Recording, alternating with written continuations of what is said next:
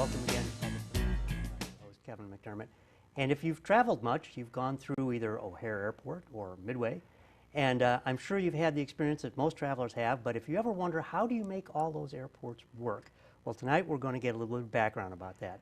Our guest tonight is Ginger Evans, who is the Commissioner of Aviation at the Chicago Department of Aviation. Ginger, it's so nice to have you here. Thank you so much for joining us. Thank you, Kevin. Thanks for having me. Well, and this is an exciting time because there's lots of changes going on, right? There are.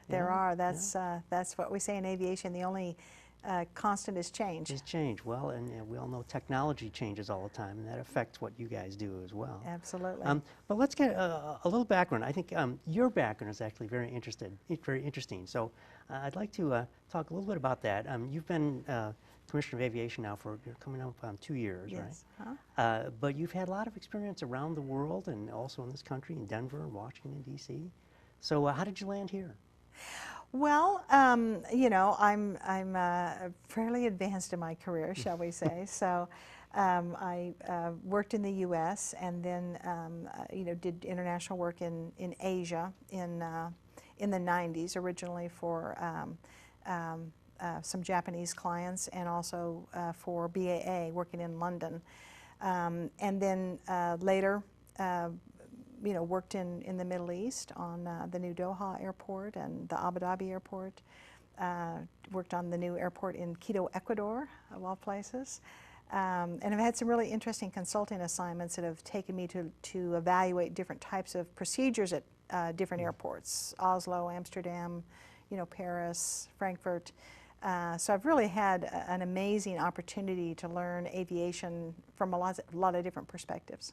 Well, I must think that that's invaluable in the current job because having seen so many different airports throughout the world, I mean, you've seen, and we talked a little before the show about some of the international airports, like you mentioned in Abu Dhabi, or Dubai, I think was the one I was saying, yes, yeah. Where Emirates Airlines is based, which is looks more like a palace than an Yes. airport as we understand it here. So you've got these models to work from that we don't always know about, right? Yes, yes. No, there are always lessons to be learned, you know, technology lessons, operational lessons, and you know, none of them is exactly right for the airport you're working on today. You know, the U.S. market is very different than overseas. Our financing is very different. How so? Like, what's the financing model in, say, Europe as opposed to here? Well, in Europe, it's done pretty much, you know, as a government entity. Mm-hmm. So the government entity, you know, goes out and basically decides what the needs are, and they finance it. In the U.S., historically, there's been a lot more airline involvement in planning and making financial decisions about what facilities were needed as compared to Europe. Because the airlines contribute financially, right? They put some of the money in. They do, and so they're very different kind of organizational models, if you will. But we definitely, you know, the rest of the world looks to the U.S. in leadership for lots of things. Security is one of them. Yes. Air traffic historically has been an area where the U.S. has always been a leader. You know, if you're in Asia, all the pilots and all the control towers, even if it's a Philippine airline and a Chinese control tower, it's all in English. So English is the language of aviation worldwide. Everyone had to be able to speak one language, right? So I understand that sometimes causes problems, that the English isn't always all that good. Yeah. And that there are some communication difficulties. Well, the air traffic version of English is very pretty simple, compared to all the complexities of the nuances in our social part of the English language. Right. But yeah, no, it is interesting to have a lot of different examples to draw from in terms of what will work. And you know, looking at O'Hare was for me just a huge opportunity. I mean, when because O'Hare is now getting really old. I mean, when it was first built, 1950s? It was, and we have, if you think about Terminal 1, which we think of as a new terminal, is 30 years old. Wow. Terminals 2 and 3 are over 50 years old, and even Terminal 5 is 23 years old. And that was the new international, you know. Yeah, and so we have really the oldest international terminal in the U.S. of any of the major gateway airports. So it's long overdue to expand O'Hare, modernize O'Hare, and we're in the process. We're steadily moving towards doing that. I was just thinking today, coming up on my 2-year anniversary, that we've got $2 billion worth of projects already underway. and more to come this year. And that's just at O'Hare, or does that include That's Midway just as at well? O'Hare. Midway, we have $323 million worth of projects underway at Midway, and thank you for asking, because we're Well, very proud of Midway. You know, it has an extremely loyal following. It does. Here in Chicago. I live near Midway. I fly out of there all the time. Oh, it's marvelous. Yeah, it's a just marvelous asset. very And convenient. you know, a lot of people in Chicago don't know that is Southwest's biggest hub, is Midway. It's not In Texas. the country? In Oh, the country. really? In the country. I Yes. fly Southwest all the time, and I didn't know that. Yeah, yeah. So it's a fabulous asset. It really And is. I understand we were talking earlier about the food concessions are going to be going through some changes at Midway, right? Yes, yes. We just inked into City Council, approved a new concessions agreement, and the old concessions were 15 years old and pretty dated, and so we're going to do a refresh. That's fairly typical in aviation. The way you deliver food to customers has changed a lot in the last 15 years. You can have a lot more fresher entrees, and so we're very excited about that. Actually, next week you're going to see presto changeo, a bunch of changes that you'll see visible at the end of next week that'll happen over a 48-hour period. So that process of making those improvements will continue for a couple of years. But and that must be a logistical challenge in and of itself, because the airport, yes, it does close, but it kind of never sleeps, right? And so you have to do all this change while there are all these people coming through looking for services, right? Yeah, we have to have food at all times, and different types of food at all times. So we will have a variety of temporary installations, carts, to make sure that at all times people have access to a wide selection of offerings. So you're not going to drive the food trucks into the Midway, right? No, we do have a food cart at O'Hare that we built specially to drive down on the concourses. If you look for it, it's a gorgeous, clean, white little tray that has refrigerated bins for sandwiches and salads for some of our concourses that don't have sufficient space for concessions.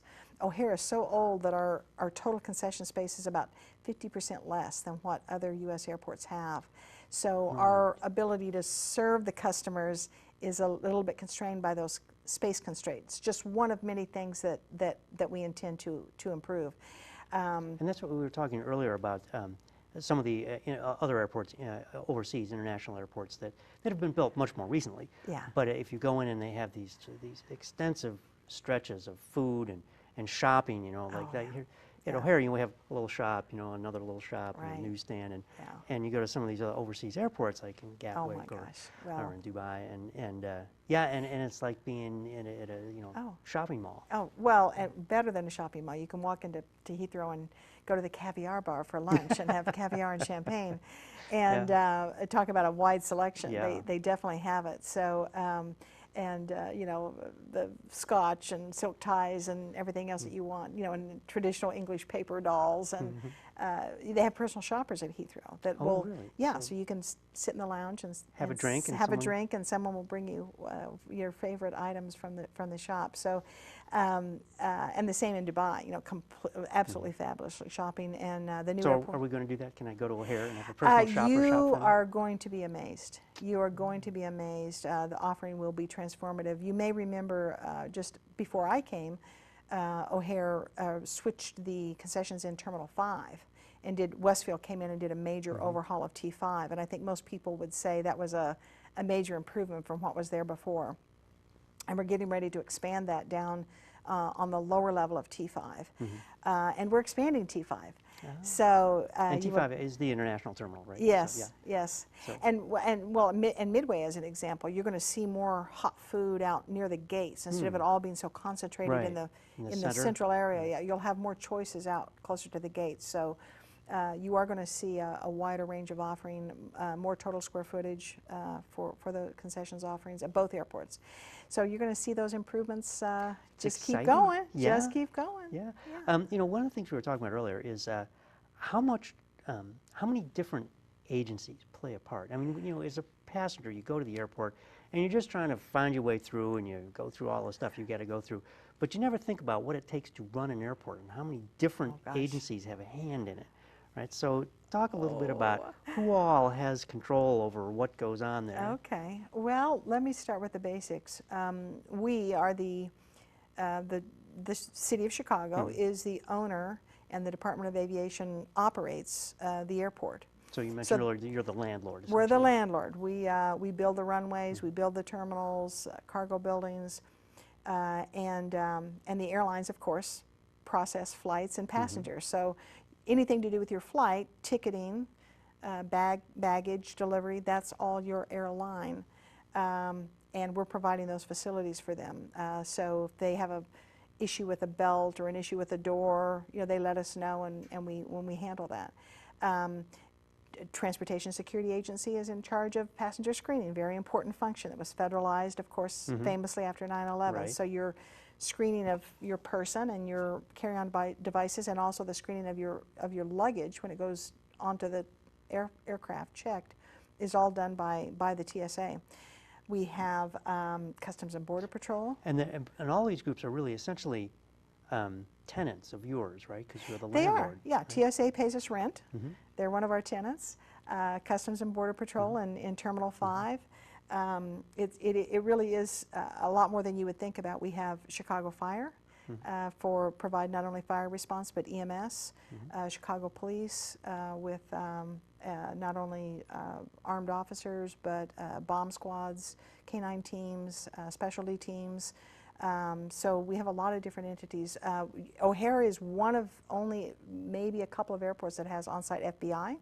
We have on-site Secret Service, fairly unusual, and of course there are federal air marshals, Now, again, that are part of TSA. Why would the FBI and the what did you say, CIA as well? Yeah. Why would they be at O'Hare but not other airports? Well, because it's such an important global gateway. You know, we have a large, you know, international traffic from all over the world. So they might be, say, at Kennedy in New York and LAX in Los Angeles. They Yeah. might be those kinds of airports, right? Exactly. We're a top-tier airport. Yeah. Yes, Yeah. well, as we Yeah. should be. As Yeah. we should be, yeah, absolutely. And you were mentioning earlier about the economic impact of having an airport, because you know, people, there's always great debates, especially with O'Hare or even Midway, which are really landlocked. You know, there's not a lot of room to expand, and so all expansion plans, you know, that gets in the news, and there's lots of community debate, and like, well, gee, we don't want to do this because it makes for more noise or whatever. But improving the airports really helps the local economy, doesn't it? It does. It does. One daily international flight brings about $200 million into your local economy. That's an astonishing number. I mean, how do you get to 200 million off of one flight? Well, you've got the plane itself, which consumes things. It consumes food and fuel, and the people who service that aircraft, those are jobs. But those people leave and they go out into the city, and they go to hotels, they go to the theater, they buy food. And don't forget the cargo. That international cargo is very valuable as well. You know, Chicago is very fortunate that we're still a big manufacturing base. So you know, if you go into Elk Grove Village, all those warehouses, why do you think they're just west of O'Hare? Okay. All that stuff's Right. going Coming in out, via out on airplane. planes, right? And that's all manufacturing activity that is tied to the airport. I'm sure you've read all the press about the corporate relocations, you know, wanting to be closer to O'Hare. So it does drive an awful lot of direct jobs and indirect jobs.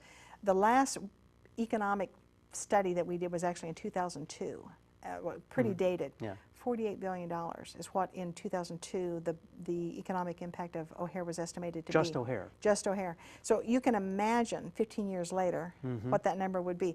We're so darn busy building that we haven't stopped to redo that study, but it is widely understood to be one of the top economic contributors to the region. Well, and I would also add, you know, with the ascension of e-commerce, where goods are flowing much more regularly than they used to be. You know, you used to have to go down to the retail store and go do things. Well, now everybody orders online. Well, somehow that stuff's got to get to Chicago and get distributed, right? So it's probably a lot of it's coming in by air. Absolutely, absolutely. If you drive around the south side of O'Hare, as I did coming over here, you're gonna see a lot of trucks, a lot of big trucks. Yeah.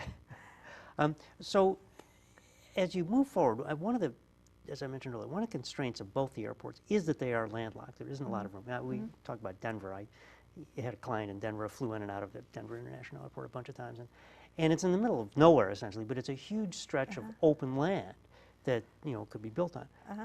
How do you deal with the constraints, the landlocked constraints of places like O'Hare and Midway? Because you can't go out. You got to do something internally. Well, actually, a little bit of history. O'Hare famously had 3 pairs of intersecting runways. So you had 3 pairs of intersecting runways back in the day, which, you know, when you had a couple 100,000 planes was okay. When you get up to 500,000 planes, all of a sudden you've got some conflicts, right, and some constraints. Right. So a decision was made in the early 2000s to change that configuration to mostly an all parallel runway system. Well, when you do that and straighten that out, and you can see that on some of the drawings that I brought with me, you actually open up a lot of real estate for development. Oh. So some of those runways were blocking our ability to expand the O'Hare terminals, which we desperately need to do. So that reconfiguration has really presented a tremendous opportunity. O'Hare today, with this airfield reconfiguration, has an additional 400 acres to develop 4 terminals. 400 acres and I don't of reclaimed know, land. Yeah, I don't know of another U.S. airport that has that amount of acreage to develop. Even Denver doesn't have an additional 400 acres just for the gates. So it's a remarkable opportunity. You know, do we wish we had another 2 or 3 square miles? Yes. Sure. But mostly that would be for, you know, buffering around the airport. Really, the airport itself, you know, has sufficient room for 2 very long runways and 4, you know, adequate runways. So we have plenty of room to do what we need to do and expand for the next 30 to 40 years. Well, speaking of that, you did bring some pictures, so why don't we take a look at what those are? We'll see if we can get those up and you can take us through. Here's the first one we have. Sure, and again, you can see it's a little bit busy, but generally you've got 6 east-west runways. And those are the ones we see running right to left. Yes, left right to left. And you know, day in and day out, air traffic's going to use 2 or 3 of those for departures and 2 or 3 of those for arrivals. This configuration increased our capacity by over 50%. And measured delays. And these are all operational now, right? All 6? All but 1. The light blue one in the middle on the north is being constructed right now. Okay. So that was the final and 6th runway. The 2 diagonal runways that you see on the right side of the page are the 422s. We need those for a very infrequent crosswind condition that occurs about 3% of the time. Okay. And we also need them, don't forget, during the Air and Water Show. Because we can't land east-west during the Air and Water Show, so we tend to bring them in from the northeast. East-west? Well, because you're coming in on approach right over where they're having the Air and Water Show. Oh, okay. So we, on those days, very carefully, the air traffic, FAA air traffic brings in those flights from the farther north along the lake than where the Air and Water Show is. So they come in from the northeast and land to the southwest. So we do use the diagonals during the Air and Water Show. And it's not another thing. I would never guess that. I mean, it's like it's specialized runways just for that show. Yeah. Well, I mean, they just have purposes. But, well, again, the crosswind condition, but it's a great airfield. We'll be one of very few airports that have those. Atlanta is moving towards building a 6th runway, as we are. But very few airports have that kind of airfield capacity. And so, did I hear you say that increased capacity by 50%? Yes. Now, that, as I recall, that was very controversial when it was first proposed. Though now it's been a number of years, I can't tell you exactly what the fight was. But there was a lot of resistance to building those runways. Are you familiar with any of that history? I am. You know, everyone in aviation, of course, follows O'Hare, and you know, there was people in Chicago have forgotten. Chicago was #1 in the world for 40 years. Yeah. And then it got so busy, and with the crossing runways, FAA put flight caps on O'Hare, and O'Hare was restricted for a number of years in terms of no growth, basically. They took the caps off. All of a sudden, boom, you had problems again, and FAA actually put the caps back on. So we could not have grown had this reconfiguration not been done. There's no question about that. And safety was significantly increased with this, again, parallel configuration. Sure, because the crossing runways, you can imagine what kind of problems that might cause. So let's get that next picture up here, and we'll see. You can talk us through a little bit about so this is a blow-up of the airfield that you just saw. And So that blue line is the same blue runway, the one that runs across it the top. is that same light blue runway Okay. at the top, near the top of the page is the sixth runway that's in between two other existing runways, and that one is under construction now. And that is the last kind of new runway with the O'Hare modernization program. Now, we tweaked it a little bit. Last year in January, the mayor announced a $1.3 billion program to basically finish the airfield. Remember that there was a lawsuit with the airlines. There was a conflict over exactly how this program should go, and it basically had been stopped for a number of years, since about 2011. So, I mean, one runway was already underway, was completed, but the agreement on going forward had been stopped for a number of years. So this deal basically added that last 6 runways, which again is for international purposes, 11,245 feet long. And it also added 2 key components. The light blue that you see on the lower left hand is a de-icing pad with a what we call a crossfield taxiway connector. They don't need that in Dubai, do they? Well, no, they don't need any they de-icing, No. but they do have a little sand problem now and yeah, then. that's true. Little fog problem in the morning too. So, and then over to the right you see another crossfield taxiway. Well, again, what those new taxiways do is they free up real estate adjacent to the O'Hare terminal, so that we can now expand the terminals and add more gates to O'Hare. We'll talk more about that in a moment. So this airfield deal that we did about 16 months ago really was a major milestone in opening up the real estate. Now, parts of that plan are still being discussed with the airlines, but one thing that we have agreed on is that Terminal 2, which you see highlighted with the green circle, is one of the oldest terminals. It's 55 years old. That must be one of the oldest in the U.S. It is. It really is. Very low ceilings, very poor concessions. It's got issues. And so you say to yourself, do I really want to spend $1 billion to patch up Grandma's old terminal, or would I spend $1.6 billion and build it right? And the airlines agree that that piece of real estate is some of the most valuable real estate in the United States. So we're going to build a new international terminal on that location that will support, Terminal 1 domestic flights adjacent on the north, and around the corner to the right of that terminal will be supporting domestic flights with American.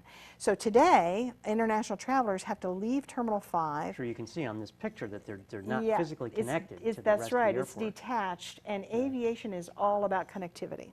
You want the people to be able to connect, you want the planes to be able to connect. Today we have to ferry aircraft over from T5 over to the domestic, very inefficient for the airlines.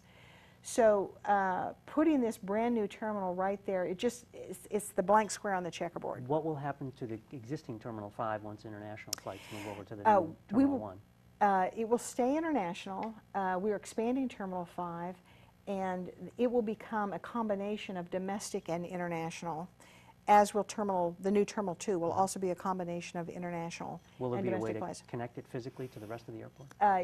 The existing people mover system is being upgraded as we speak. We're getting new cars soon. And then finally, this is what a cross-section of that new terminal might look like. You'll see a much more spacious terminal, much more natural light, many, many more customer amenities. You're going to have better and more secure passenger processing. As you arrive, you'll be able to use all the new biometrics, all the new smart video to make your trip more seamless. And then down below, let's not forget bag rooms, which they're very important to our airlines. They've got to be able to get your bag to your vacation with you, right? Indeed. And our bag rooms are, as we say, chunky darn full right now. So we're gonna build 2 great, gorgeous new bag rooms for the airlines. We'll build an underground station for a people mover that will take people out to the west, to new gates on the west. And you're going to see, as I told the mayor, we're going to go from worst to first. We will have the newest, most high-tech, most customer-friendly international terminal in the United States. That's fabulous. It's good to know that we're actually, because you go to, as we mentioned earlier, you go to some of the other airports and you see what can be done, and you come back home and you really think, wow, it's like It's like going somewhere else and come back to your own house and saying, yeah, I haven't painted this room in a few years. Yeah, exactly. Yeah, it really is at a point. And truthfully, you know, after 9/11, everyone understood. Everything got put on hold. Yeah, The investment sure. got put on hold. It was cut costs for 10 or 12 years, and that was necessary at that time. But you know what? Everything was 35 to 40 years old then, and now everything's 50 to 55 years old, and we're behind on investment. That's just the reality. So where's the money coming from to fund all of this? Well, we go to the markets and we sell Sell bonds? we sell GARBs, General Airport Revenue Bonds, Oh. which are no obligation to the city of Chicago. They are pledged by revenues from the airport. So we recover the cost of those bonds through our rental rates, through our landing fees, by our you know, the rent that we charge to the cargo companies and for the hangars and all those facilities. So it's considered really the highest infrastructure class of any investment in the world. Because you're pretty much guaranteed that this is, Yeah. these are going to get paid back because it's only going to increase traffic. Yeah. This is Right. Chicago. Yeah, yeah, People are going to fly. Yeah. Yeah. And people want to come here. It's a gorgeous city, and we have a huge demand from Asia, and that's all. And I understand that you're also renegotiating some of these really long-time old leases with the airlines, right? Yes, yes. Get a little better deal for the airport? Yeah, absolutely. Not just the domestic terminals lease, international terminal, Hilton Hotel lease expires next year, cargo leases, hangar leases. So we're very busy right now renegotiating those leases, and it's a tremendous opportunity for us to modernize the business terms and also make improvements to our facilities. So we're hard at work with. Well, and I understand it changes the relationship between the airport and the airlines. So the airlines had much more say over what happened, and now that may shift. It will change. There were provisions in the older leases that are no longer allowed by the FAA. In the old days, they had exclusive use leases, and there's no such thing as an exclusive use lease today. So it is a there will be very different business terms, much more balanced. Now, exclusive use would have meant what? That you had certain terminals set aside, or it meant that all of Terminal 1 and was one United airline, and yeah, only right. United, yeah. And now you can't do that by law? No, we will give them rights so that they can profitably Sure. plan and operate their airports. So they will have something called preferential gates. Because you can't go out and willfully alienate your biggest customers. No, right? absolutely That no. makes no We sense. want them to have Right. planning certainty, Yeah. and we'll certainly make provision for that. But again, it's just the terminology's changed, the ideas have changed a little bit since the 1950s. Imagine that. Yeah, and so it is an opportunity to kind of get out of the box that we've been living in for too long. And I'm sure that it's because the technology changed. We think about all the industries that have been changed by technology. The same thing is happening here as well, that technology is driving certain changes. Oh, yes, right? absolutely. Yeah, we, when, again, can you put all these new systems in your grandmother's terminal building? Right. No. At Right. some point, you really have to, today, you really build the buildings around technology. And so it'll have a very different feel. The usage of the terminals is very different, and people expect a lot of technological services, a lot of technological information, and that has to be much more embedded in the facilities than it was in the past. Sure. Well, Ginger, this has been so informative. I want to thank you so much for coming out. Thanks for having me. Yeah, how often do we get to get the inside scoop on what's happening, Oh right? my gosh, lots of good things, lots of good things. Well, thank you so much for visiting with us, and I hope you'll come back after we've made some of these great improvements at the airport. I'd be happy to. Thank you. Thank you. And thank you for joining us once again on Public Perspective. Our guest has been Ginger Evans, the Commissioner of Aviation at the Chicago Department of Aviation. I'm Kevin McDermott. You've been watching Public Perspective. You can see us every Saturday night at 8 on Comcast Channel 19. Find us on the web at publicperspective.tv. So until next time, thank you and good night.